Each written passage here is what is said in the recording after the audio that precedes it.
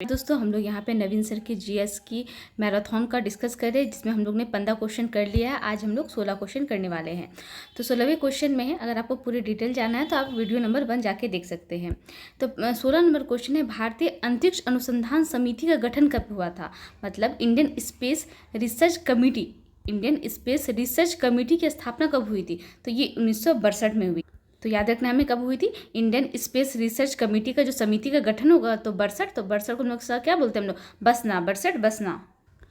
तो सब जाके अंतरिक्ष में बसना चाहते हैं, ऐसे हम लोग रिलेट कर लेंगे। बाकी अगर आपको याद है तो ठीक है, लेकिन हम थोड़ा सा ट्रिक्स से रिलेट कर लेते हैं कि भारतीय अंतरिक्ष अनुसंधान समिति का गठन कब किया गया था? तो 1962 में किया गया था। इसी को इनको स्पार कहते हैं, विक्रम साराभाई के द्वारा स्थापित किया गया था। मतलब इनको स्पार का ही नाम बदल कर क्या रख दिया गया? भारतीय अंतरिक्ष अनुसंधान समिति रख दिया गया।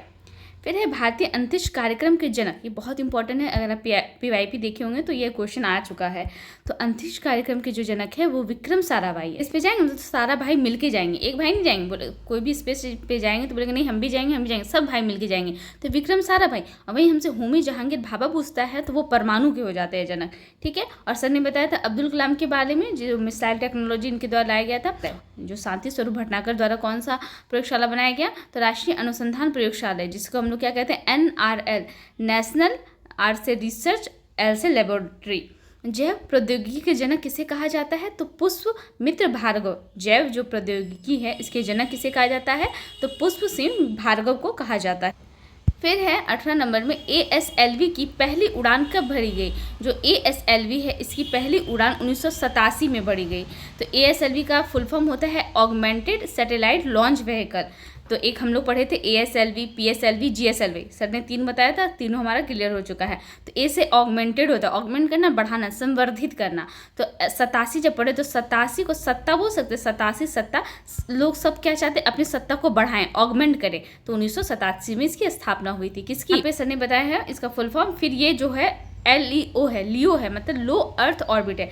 तो हम लोग जानते हैं कि ASLV और PSLV वो लो है, मतलब लो अर्थ ऑर्बिट है। और जो GSLV है वो हाई वाला था। अच्छा, और जो ASLV की जो पहली उड़ान है वो 1987 में तो भरी गई थी, लेकिन ये फेल हो गया था। 1988 में फेल हो गया था। 1992 में ये सफल हुआ था। कब सफल हुआ था? तो 1992 में इसकी पहली सफल उड़ान हुई थी। जो यान का नाम था ASLV D3 था। क्या नाम था? ASLV D3 है। और यहाँ पे जो लो अर्थ ऑर्बिट होता है वो किस रेंज वाले को कहते हैं? जिसका रेंज 200 से 2000 किलोमीटर होता है। और इनसेट, सर ने बताया कि इनसेट बहुत इंपॉर्टेंट है, बिल्कुल इंपॉर्टेंट है, क्योंकि हम भी प्रीवियस ईयर में देखें इनसेट पूछा गया है। तो इनसेट का फुल फॉर्म क्या होता है? सबसे पहले इंडियन नेशनल सैटेलाइट, आई से इंडियन, एन से नेशनल, SAT से सैटेलाइट होता है। और इनसेट जो है 1A, 1B, 1C, 1D आया है। 1A पूछिए कब लॉन्च किया गया था? A तो 82 में लॉन्च किया गया था, B 83 में, C 83 में, और D बोल देगा तो 1990 में। चंद्रमा की सतह पर उतरने वाला दूसरा व्यक्ति कौन था? पहला नहीं पूछ रहा है। अगर पहला पूछा जाता तो वो नील आर्मस्ट्रॉन्ग है। चंद्रमा की सतह पर पहला व्यक्ति नील आर्मस्ट्रॉन्ग, और दूसरा बोलेगा तो एडविन एल्ड्रिन। चंद्रमा की सतह पे तो ऐसे रिलेट कर सकते हैं कि ना, एडविन, ऐड हम लोग में क्या होता है, हम लोग यूट्यूब देखते हैं तो बहुत ऐड आता है ना, तो हम क्या हो जाते हैं, फर्स्ट नहीं आके दूसरे नंबर पे चले जाते हैं। इतना ऐड आता है कि हम पीछे हो जाते हैं, लोग जल्दी वीडियो देख के खत्म कर लेते हैं। तो एडविन एल्ड्रिन ये क्या थे? एडविन, ये दूसरे नंबर के थे। किस पे चढ़े थे? तो चांद पे उतरने वाले। और ये 19 मिनट बाद उतरे थे। पूछिए कितने मिनट बाद ये उतरे थे? तो 19 मिनट बाद। और मिशन का क्या नाम था? अपोलो 11। एडविन एल्ड्रिन जो गए थे मिशन अपोलो 11 से गए थे। और 20 जुलाई 1969 को। और तीसरे पर्सन है माइकल कोलिंस है। जो तीसरे पर्सन है वो कोलिंस है। और स्थल जो था वो सी ऑफ ट्रैंक्विलिटी, जिस स्थल पे पहुंचे थे वहां पे नाम क्या रखा गया उनको? तो सी ऑफ ट्रैंक्विलिटी रखा गया।